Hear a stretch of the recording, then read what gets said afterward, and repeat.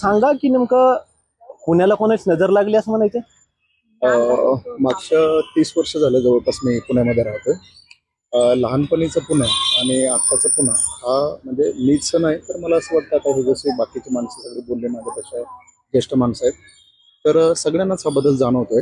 आता मला याचं वैयक्तिक जर का उत्तर असं वाटलं तर फक्त आपण पोलिसांवर की पोलिसांना कायदा सुव्यवस्था टिकवता येत नाही किंवा पोलिसांना ज्या पद्धतीने मॉरल डिस्टन्स सोसायटीवर टाकणं गरजेचं आहे त्या लेवलला होत नाही. मला असं वाटतं याच्या पलीकडे जाऊन थोडंसं बदलत्या शहराचा विचार करणं गरजेचं आहे.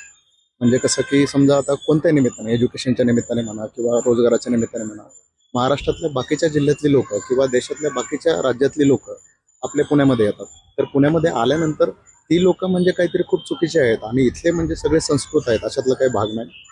महत्वाची गोष्ट मला अशी वाटते की सेन्सिटायझेशन ट्रेनिंग असणं गरजेचं आहे. म्हणजे कसं की आता त्या दिवशीची तुम्ही जर का नसरापूरची घटना पाहिली तर जवळच्या ओळखीच्या माणसाने तो बलात्काराने खून केलेला आहे. म्हणजे सेन्सिटायझेशन ट्रेनिंग म्हणजे पॅरेंटला सुद्धा सेन्सिटाईज करणं गरजेचं आहे की आपल्या लहान लेकरांना गुड टच बॅड टच याचं ट्रेनिंग देणं गरजेचं आहे. हेच आपण स्कूल लेवलला देखील देणं गरजेचं आहे. आता तुम्ही पाहिलं की 11वी-12वीचे जे अडोलसंट फेजमध्ये असणारे मुलं आहेत ते कोयते घेऊन फिरतायत, दहशत करण्याचा प्रयत्न करतायत किंवा इंस्टाग्रामवर स्वतःचे वेगवेगळे व्हिडिओ बनवून टाकतायत.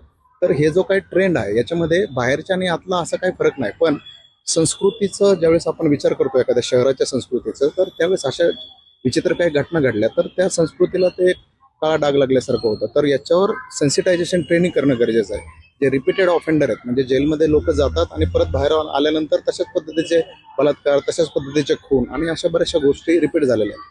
माझं वैयक्तिक असं म्हणणं आहे की जर का एखाद्या शहराला समृद्धतेचा वारसा आहे, संस्कृतीचा वारसा आहे, शिक्षणाचा वारसा आहे तर त्याच्यासाठी प्रशासनासहित सर्व राजकीय प्रतिनिधींनी सुद्धा सगळ्यांनी एकत्र येऊन एक बैठक करून सगळ्यांनी काय काय बदल होता त्याचं एक व्यवस्थित शास्त्रीय पद्धतीने